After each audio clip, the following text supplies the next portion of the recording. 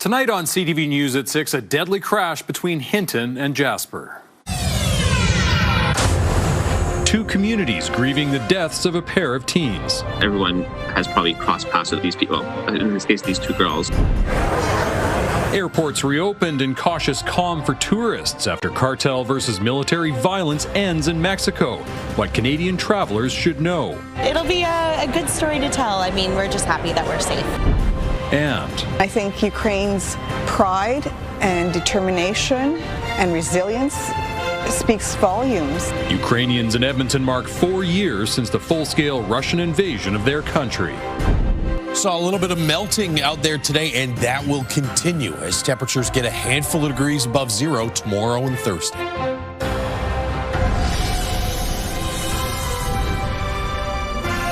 CTV Edmonton, local breaking news with Jeff Hastings. Good evening. Two communities west of our city are grieving tonight. Two teenage girls from Hinton were killed in a crash near Jasper where they played hockey. Amanda Anderson reports.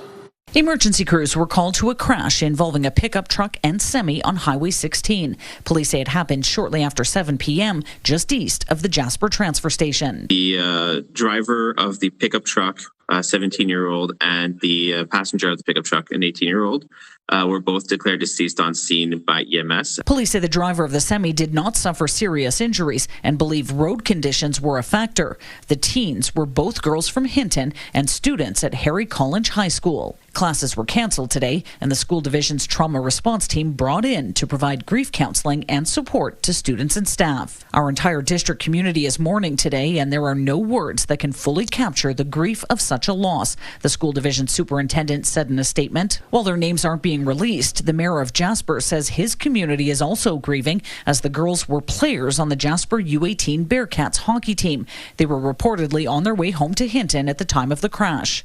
A loss of this magnitude is beyond comprehension. While we cannot fully understand the depth of pain their loved ones are experiencing, we grieve alongside them and hold space in our hearts and in our thoughts for everyone affected, the mayor said in a statement. Any loss of life is tragic, and of course in smaller communities where more people know each other, more people are involved together, it has that impact because everyone has probably crossed paths with this person, met these people, in this case, these two girls. So they've met them, crossed paths with them, or went to school with them. So of course, that proximity always adds to the impact as well. Classes at the girls' school will also be canceled on Wednesday to give students and staff time and space. The school division says it will keep supports available as long as needed.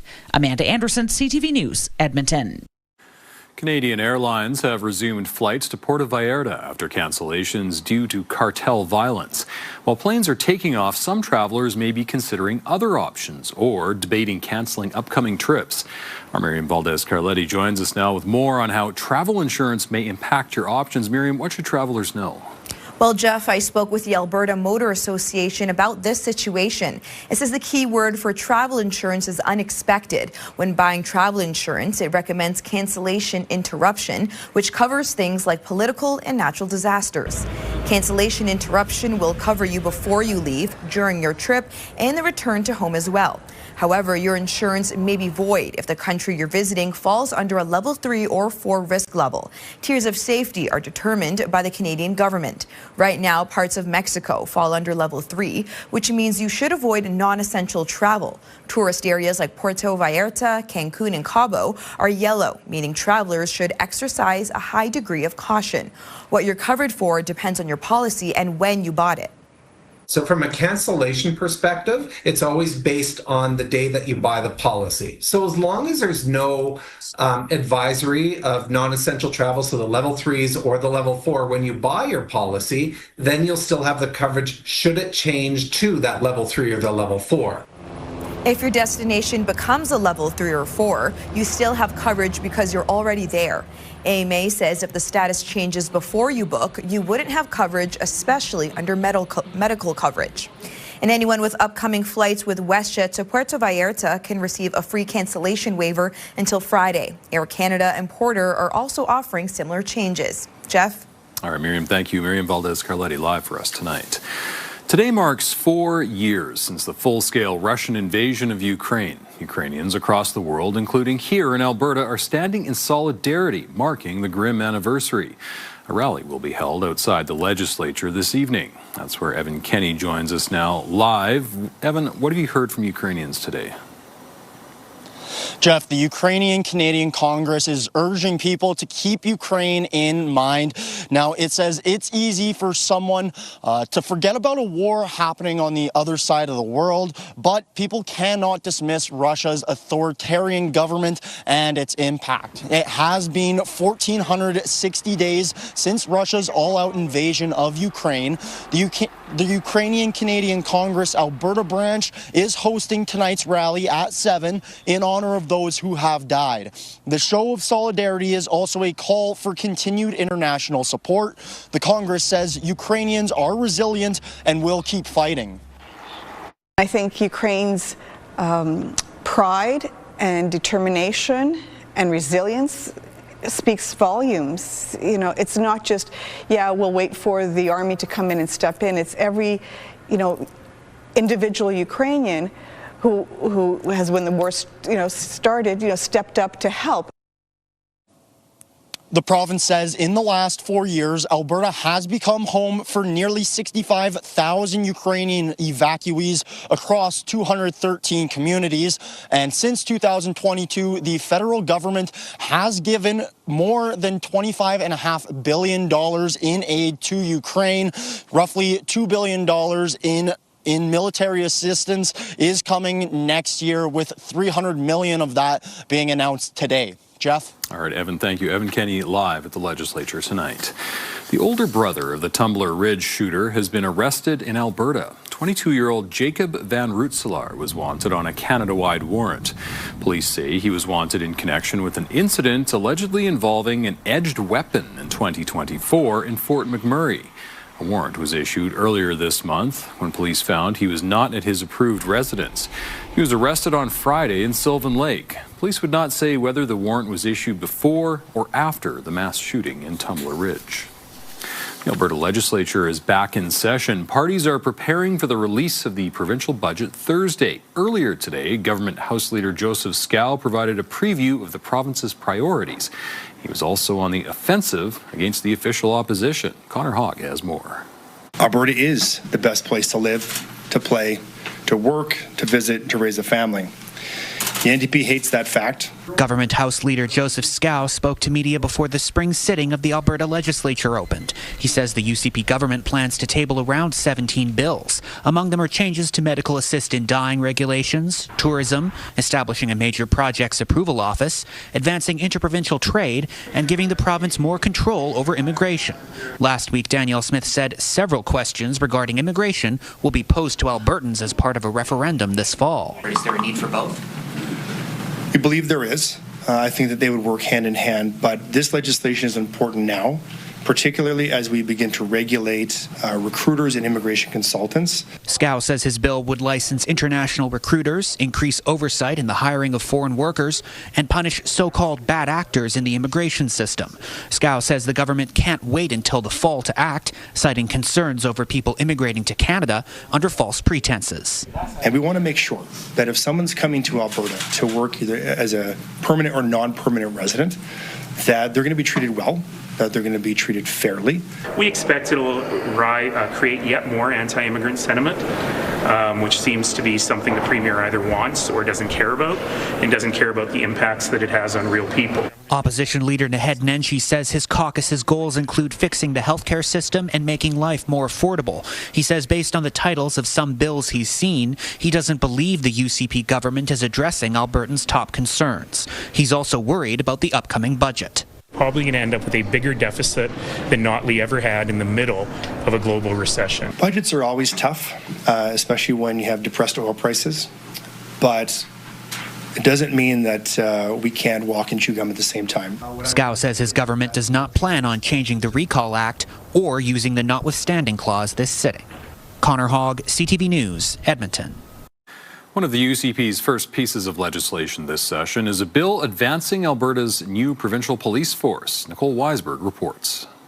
This isn't about creating more government, it's about creating more safety. Public Safety Minister Mike Ellis calls Bill 15 the next step in the evolution of the Alberta Sheriff's Police Service, or ASPS. The Crown Corporation was created last year, and a former Calgary police officer was named its leader. This bill creates a practical path for the eligible sheriffs to pursue police officer roles within the ASPS, and this is a major milestone in building the new service.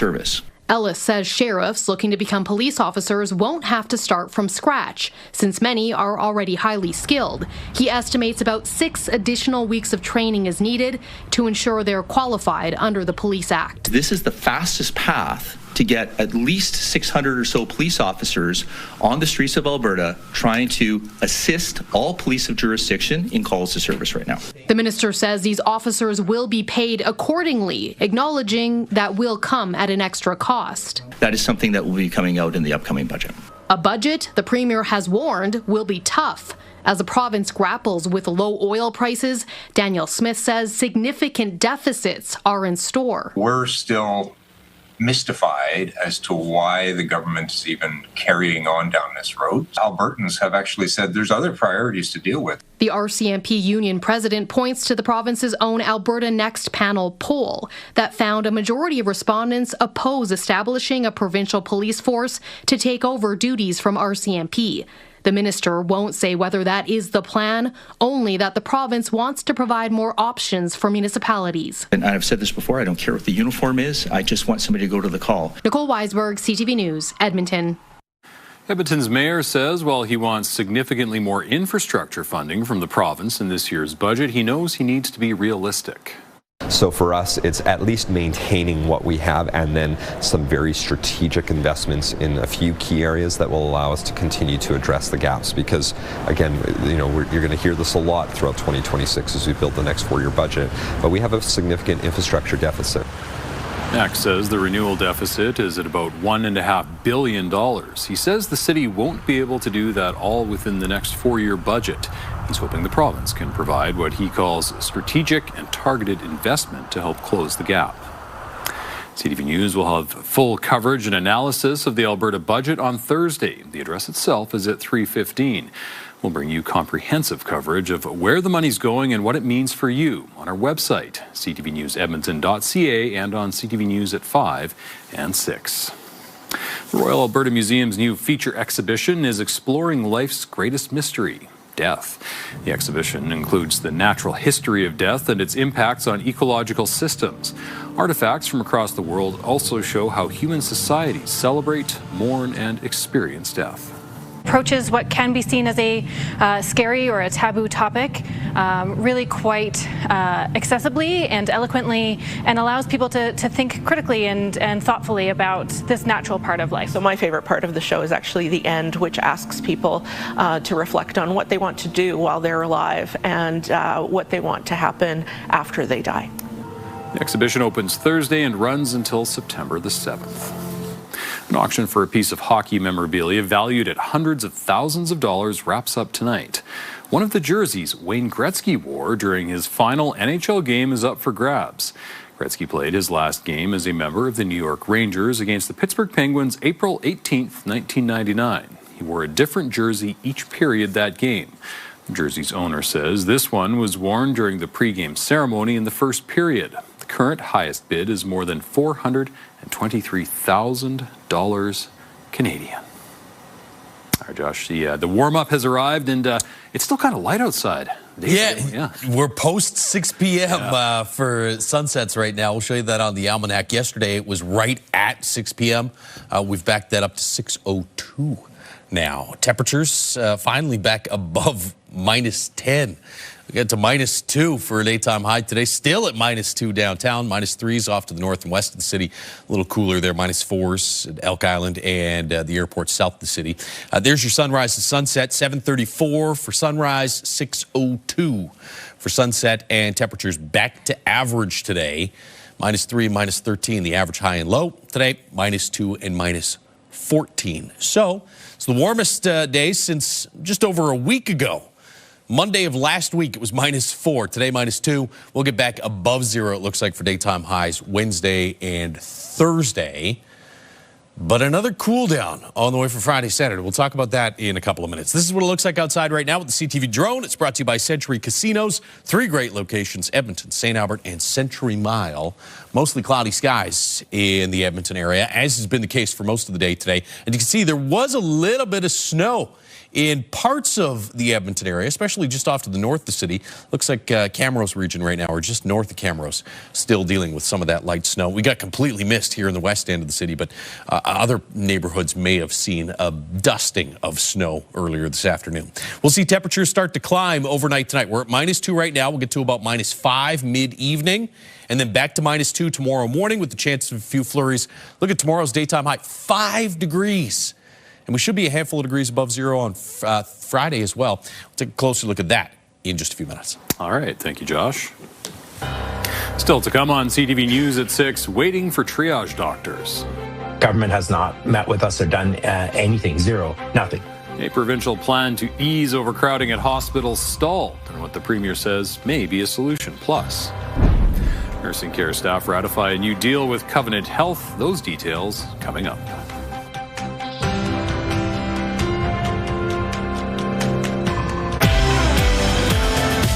Coming up Wednesday on Your Morning, the psychology of money, why financial stress can hit you harder. Plus, Canada geese are heading back our way, when we'll see them, and how to avoid getting honked. Programming brought to you by James H. Brown Injury Lawyers, the heavy hitters of injury law.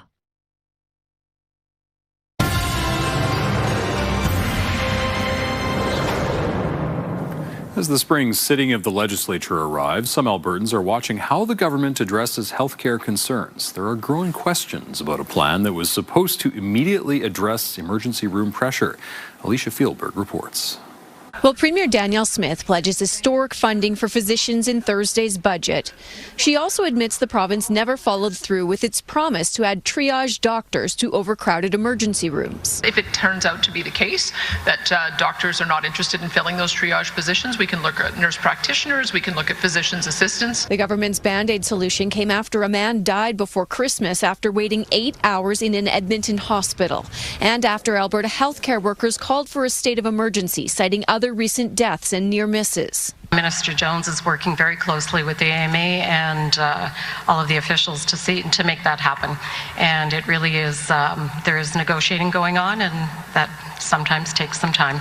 The Alberta Medical Association says it has not even been contacted about the triage doctor role, but help is urgently needed. Things aren't better. We're seeing people, with really prolonged diagnoses of cancer not getting treatment, people with surgical delays. He says physicians had their own meeting about the triage idea and hope to hear from the province soon. It would take extra shifts from the same amount of docs to work.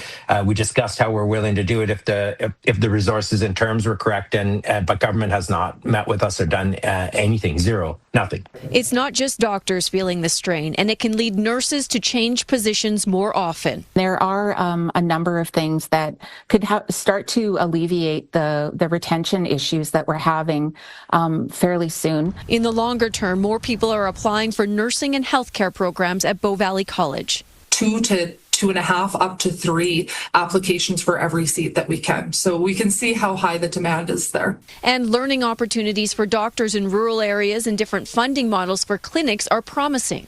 That eventually Alberta will be a net importer of physicians as opposed to an exporter. That's the goal. But critics say immediate action is needed. The government does have a plan, and that plan is inaction. And that is putting the lives of Albertans at risk. Alicia Fieldberg, CTV News, Calgary. Nurses have ratified a new deal with Covenant Health. The Alberta Union of Provincial Employees says more than 89% of those that voted did so in favor of the deal. The deal includes a 12% raise over 4 years, a 10% adjustment for licensed practical nurses, and 4% for healthcare aides. Coming up, dramatic Olympic win. I think the curling gods were actually on our side from that moment on. Skip Brad Jacobs discusses ending Canada's 12-year curling gold medal drought and the double touch controversy, also ahead. This kind of care is very expensive, and we're just so grateful. a helping hand for seniors and their companions. 2 really warm days on the way with temperatures a handful of degrees above zero tomorrow and again Thursday. But it's a cold front set to go through late in the day Thursday. We'll talk about the cool down behind that front right after the break.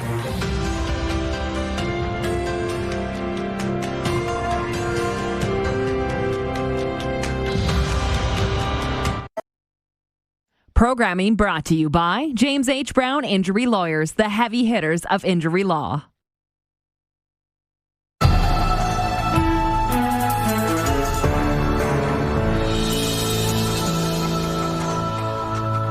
Now back in Canada, men's curling Olympic gold medalist Brad Jacobs had some words for Team Sweden, who failed to reach the podium. They got what they deserved and we got what we deserved. You know, we just went about our business the rest of the week, tried to continue to make shots and curl like we always have. And we were able to come out as champions. I think the curling gods were actually on our side from that moment on. Early in Olympic play, Sweden accused St. Albert's Mark Kennedy of committing an infraction by double-touching curling stones. Kennedy had a profanity-laced defense on the ice that caught a lot of attention. World Curling then issued a rule clarification saying players are not allowed to touch the stones after releasing the handle. Canada defeated Great Britain 9-6 in the gold medal final. Nearly 9 million Canadians woke up early Sunday morning to catch the men's hockey gold medal game. It appears Edmonton fans were holding their breath and their bladders. EPCOR released its water consumption data for the day. The red line is water use during the game. The green line is the average daily water use. You can see the drastic spikes at the end of each period as fans held out using the bathroom during game play. It also appears many people didn't stick around for that medal ceremony. Yeah, it was tough to watch, but Canada played great, I thought. Oh, yeah, the better team by far and away. But yeah, worth getting up early for, sure. Mostly. Just that last one. Sure. Yeah. Take a look outside right now with the Action Furnace River Valley Skycam. It's brought to you by Action Furnace. Fixed rider, it's free. -2 for your current temperature and your daytime high in Edmonton today. And you can see there is... Jeff was pointed out earlier, still light out there, and there are some breaks in the cloud here. 6:02 p.m., the official sunset, but still a little sliver of light out there. 2 degrees for a high in Jasper today. Grand Prairie made it above zero. We got to -2 here in Edmonton. It's still on the cool side here. Temperatures were in the -20 range this morning in east central and northeastern Alberta. You're in the -11, -12 range for daytime highs this afternoon. But that is a handful of degrees above where you were yesterday. Here in Edmonton, 11 degrees warmer than yesterday afternoon. And look at Grand Prairie, an 18-degree jump from yesterday at 6 p.m. to 6 p.m. today. There's the light snow that made its way through the Edmonton area and areas just off to the north of the city. And those purple zones, they're just north of Edmonton. You may have picked up 1 to 3 centimeters worth of snow. Probably pretty fluffy snow in that area. This is the system that we're going to keep an eye on, though, over the next 24 hours. It'll bring most of its snow to northern parts of the province. In fact, over the course of the next couple of days, there's a series of low-pressure systems that'll slide across the north. And so, especially from high level north of Peace River, east towards Fort McMurray, by the end of the week, you might see 10 to 20 centimeters worth of snow through the foothills as well, mountain parks. Maybe 10 to 20 centimeters worth of snow. Here in Edmonton, there's a slight chance of some flurries tomorrow morning. The best chance over the next couple of days, though, comes Thursday afternoon as this cold front goes through. There's still some questions whether it's rain before it flips over to snow, how long that snow lasts, and how much snow. I think anywhere between maybe as little as a dusting to a centimeter to potentially 4 or 5 centimeters here in the city. We'll watch that and update you as the week progresses. This we're very certain of, though. Here's your warm-up for Wednesday. There's your warm air again Thursday. That's what comes in behind that cold front. So a bit of uncertainty with the timing and amounts of precipitation, at least for the Edmonton area on Thursday as the cold front goes through. But it is almost guaranteed to get a whole lot colder in behind that front for a couple of days. Handful of degrees above zero for Wednesday, Thursday, Friday, Saturday. We're in the -10 to 15 range. And then it's a repeating pattern. Temperatures warm up Sunday, Monday. Now the cold front goes through Monday night and temperatures drop once again into Tuesday, Wednesday of next week. I think after that, we should stabilize around or slightly above zero. It's -2 in Edmonton right now, still 1 in Jasper and Grand Prairie, -15 in Fort McMurray. Wind pretty light across most of the province. the exception Grand Prairie. It's warm, but it's windy there. Temperatures climbing overnight tonight, -2, chance of a few flurries in the morning, 5 degrees for a high tomorrow afternoon, 10 to 15 kilometer per hour wind, so a little bit of a breeze. 4 on Thursday with that chance of snow in the afternoon, and then a 2-day cool down for Friday, Saturday. Thank you, Josh. The cost to take your pet to the vet can be expensive, especially tough if you live on a fixed income. That's why the Alberta Animal Rescue Society held a free seniors pet wellness clinic today in Calgary. CTV's Kevin Fleming has more on the benefits of the event. Georgia Rose is getting looked over by veterinary staff at the Alberta Animal Rescue Society. It's been a while since she had her last checkup. This kind of care is very expensive, and we're just so grateful because the dogs haven't had their shots in a few years because of the finances. Lana Parody is here with her mom Tara, who's having Bella looked at.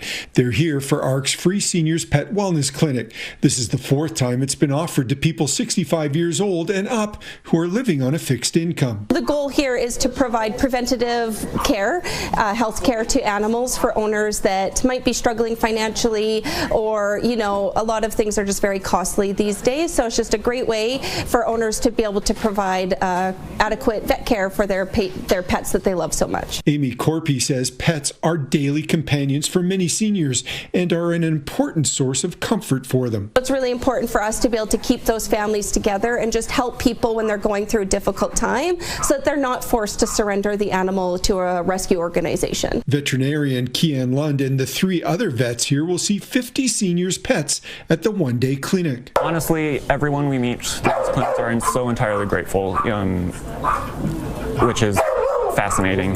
You get a lot of thank yous, a lot of hugs, smiles, which is really rewarding. Maggie is 9 years old and a rescue from California. She's become part of the family for owner John. He's been through a rough time lately and had to put Maggie's care on hold. But after a checkup, she's doing well. Pretty good health. Some dental work needed, but apart from that, pretty good. Agreed? Yes, agreed. Agreed. She's looking great. We'll just get those teeth cleaned up, and otherwise she looks amazing. She looks really good. Kevin Fleming, CTV News, Calgary. Still ahead, Ukraine enters a 5th year of fighting off a full-scale Russian invasion. We want to end this war as quick as possible. And really, each day we do all we can. Continued support from Canada as the Prime Minister reveals more money for Ukraine and more sanctions on Russia also. Cuba has been, at the brink, close to the brink of collapse for many, many years. The American oil blockade of Venezuela continues to hit Cuba hard. Programming brought to you by Century Casino. 3 great locations: Edmonton, St. Albert, and Century Mile.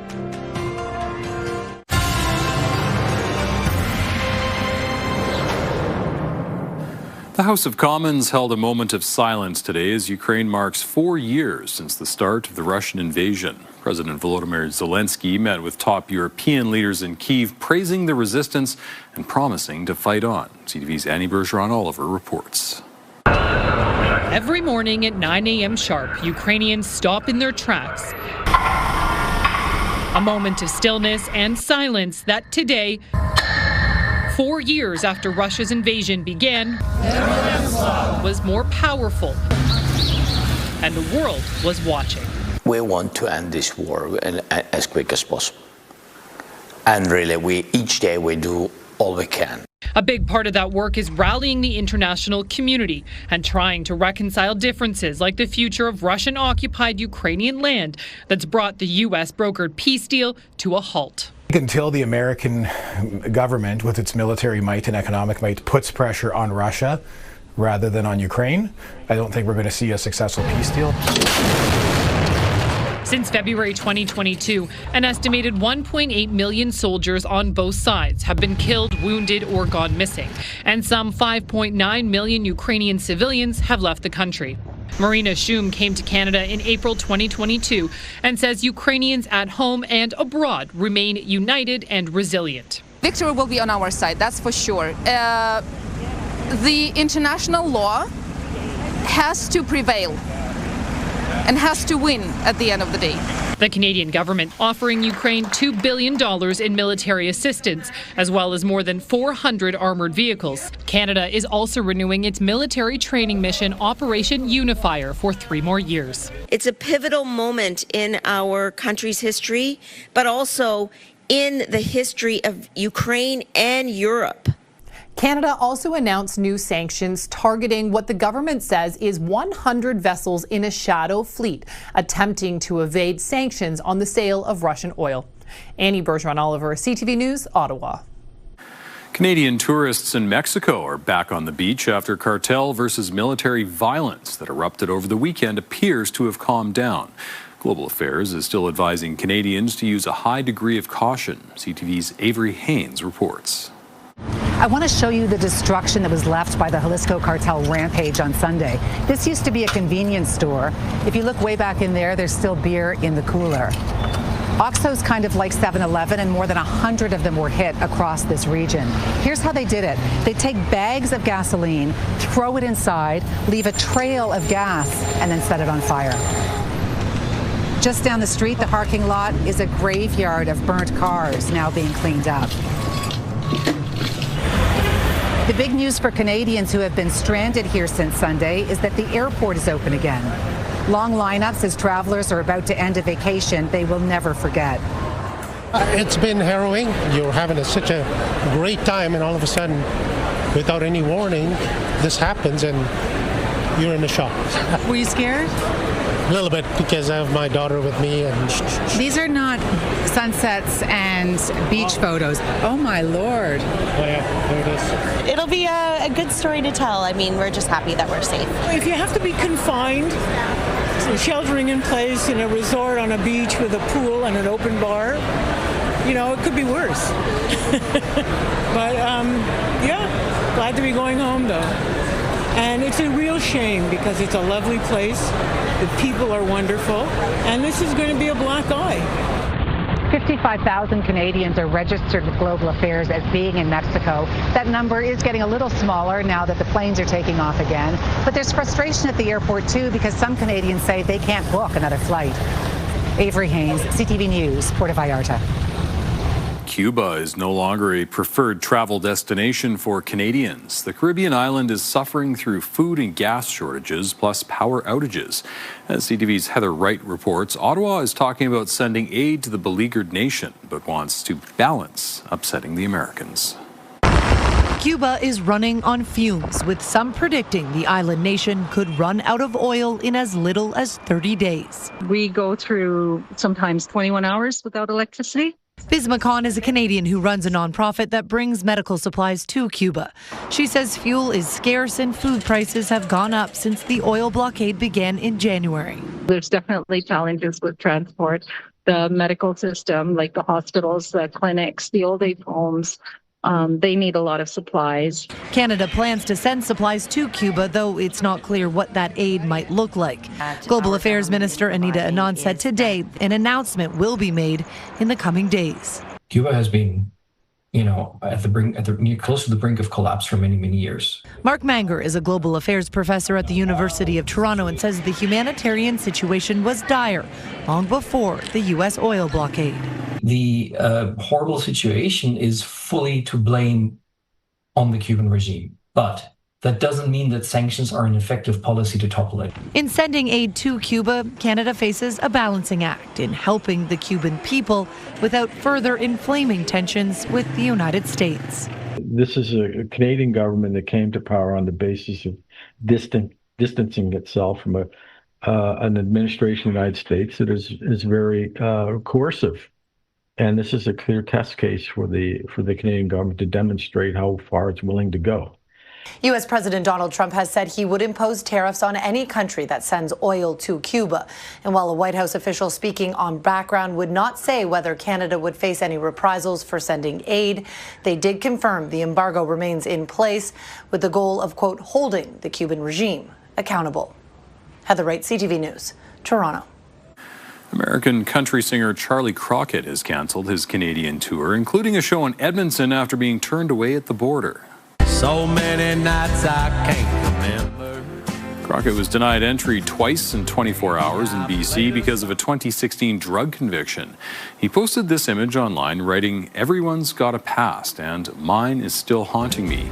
He added that Canada is a beautiful country with the best fans in the world, and he hopes to return soon. Ticket holders will be refunded. Coming up, summoned to Ottawa. Tell us more details about their safety protocols, their escalation thresholds. Why concerns about the Tumbler Ridge shooter weren't flagged to police sooner.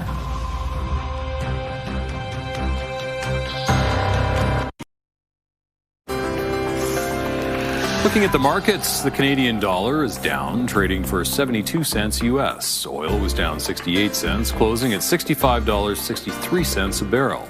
Gold lost more than $49 on the day.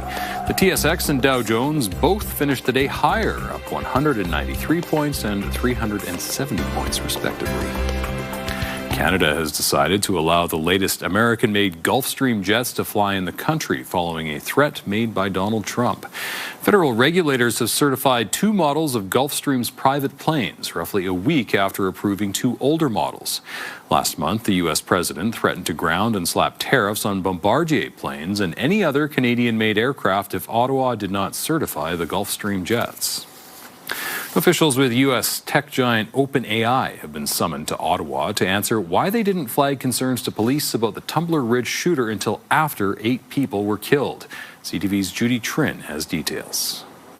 7 months before the killing spree in Tumbler Ridge, ChatGPT identified an account linked to shooter Jesse Van Rutselaar for abuse and enforcement, but it did not notify police until after the rampage. It looks like OpenAI had the opportunity to prevent this tragedy, to prevent this horrific loss of life. Parent company OpenAI says it followed internal protocols, but the case did not meet its threshold to alert police because OpenAI did not identify credible or imminent planning. I'm hoping that the OpenAI safety officials, when they come to Ottawa, tell us more details about their safety protocols, their escalation thresholds, and how they keep Canadians safe. Van Rutselaar killed 8 people. 6 of the victims were children. After the shooting, OpenAI proactively reached out to the RCMP to provide additional information. It's important that we give them the time and the space to be able to do a thorough investigation on all aspects of what's happened. But for AI experts, the killer's use of ChatGPT reinforces the need for strong legislation to rein in the technology. They are barreling forward with the deployment of new tools and features and technologies without properly considering the broader safety implications of their products. And until we force them to do so, that will continue to be the trend. The federal government is working on an online harms bill, but still deciding what content should go into the legislation. Judy Trin, CTV News, Ottawa. A credit monitoring agency shows Albertans lead the country when it comes to skipping bill payments. Equifax reports our province has the highest non-mortgage missed payment rate at nearly 2.5%. That's despite many Canadians using less credit in December. Regions with better housing affordability, such as Prince Edward Island, Nova Scotia, New Brunswick, and Quebec, posted decreases in their delinquency rates. Consumers aged 26 to 35 years old showed the highest increase in credit stress. They posted the highest delinquency rate at 2.5%. Alberta wildfire operations will ramp up in less than a week, and already wildland firefighters are hard at work. There have already been 26 wildfires in Alberta this year, including one currently burning in the Rocky Mountain House forest area. That wildfire broke out at the start of the month. It's one of 2 active wildfires. Despite heavy snow in some parts of the province, above average temperatures this month melted a lot of it and created dry conditions. Alberta Wildfire says how and when the snow melts is most important. Derek Forsyth says protecting Alberta's forests and infrastructure is everyone's responsibility. Wildfire season is now no longer just a March 1st to October 31st thing. I mean, we need to be vigilant and cautious all the time when we're on the landscape. Doesn't matter whether you're, burning slash piles in a harvest area, if you're a forest company, or whether you're out on your OHB or hunting and having a warming fire. Alberta's government is spending $400 million to purchase 5 new water bombers. Still ahead, a promise made and a promise kept. A lot of the sounds in here are novelty. That's a novelty, kind of, but when it happens, it kind of breaks the novelty of it. Father and son cash in. Stay with us.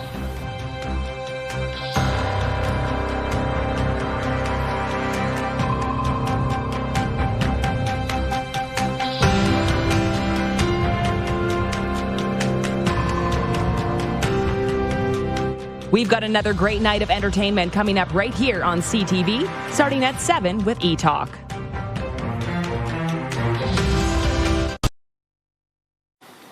A southern U.S. restaurant known for its oysters has had a sign posted on its wall for nearly a century promising free oysters to a very specific set of customers. And this week, a pair came in to collect. NBC's Darwin Singleton has the story. Jimmy Rush has a constant craving for oysters. Always has, at least for most of his 99 years. How do you like to eat them? Open them and eat them. You don't put anything on them? Not if I'm opening my own oysters. I don't want anything on them. But today, Jimmy wasn't opening his own oysters. No, the folks at Winsel's Oyster House in Mobile, Alabama did the shucking for him. Part of a birthday party for Jimmy's son, Jimmy, who turned 80 years old today. Well, no doubt about it, Jimmy loves oysters, and Winsel's is very good at serving them. They've been doing it since 1938. But there's another reason why Jimmy and his family came here today to eat oysters, and that reason is right up there. Out of the thousands of little postings of sage wisdom on the walls at Winsel's, there's this one. Free oysters to any man 80 years old, accompanied by his father. First of all, have you all been talking about this together for a while? Oh, yeah, years. For years? Yeah, he saw the sign one time when he was in here. I've seen it, and we've talked about it. We've come down and looked at it many times to make sure that, and we asked him, is this for real? And today is for real. Today is for real. Jimmy Sr. developed his affection for these slick little sliders when he was growing up and transferred his fancy for the shellfish to his daughter and sons, who grew up on Mobile Bay where the oysters were there for the taking. And it wasn't very deep. It was only about 8 foot deep, but they would go out with the tongs and tong it and bring them in, and we lined up. Then his son saw that sign. A lot of the sounds in here are novelty. That's a novelty, kind of, but when it happens, it kind of breaks the novelty of it. Mike Vickers is the general manager of the original Winsel's Oyster House downtown, where the sign's been hanging for, well, about 88 years. What is it about oysters? It's kind of like the whole, sitting at the bar talking to the bartender. It's just the food version, sitting at the oyster bar. Talking to the shucker. Talking to the oyster shucker. But enough talk. Jimmy came here to eat for free, of course, and at 99, he's ready to do it all over again when Carl, son number 2, turns 80 a little over 2 years from now. We literally have been talking about this for decades. That's the reason there's so many people here that wanted to come down to be a part of it. It's got to be on your 80th birthday, though? That's what the sign said. Well, not birthday, an 80-year-old man, I think it's. So they could eat there for free every single day. Yeah, if they read the fine print. Yeah, worth a shot. -3 tomorrow morning, 5 degrees tomorrow afternoon. Chance of some flurries in the morning. Most of the day, though, just mostly cloudy. Better chance for some snow late Thursday. We'll again get to about 4 degrees on Thursday. And then it's a cold front that gives us that chance of snow late Thursday. And behind that cold front, temperatures plummet. It'll be short-lived, but we're back to about the -10 to 15 range for a couple of days there, Friday and Saturday. All right. Thank you, Josh, and thank you very much for sharing your time with us. For news anytime, check out our website, ctvnewsedmonton.ca. Have a great day. I could go for some oysters. Yeah, me too. Right now.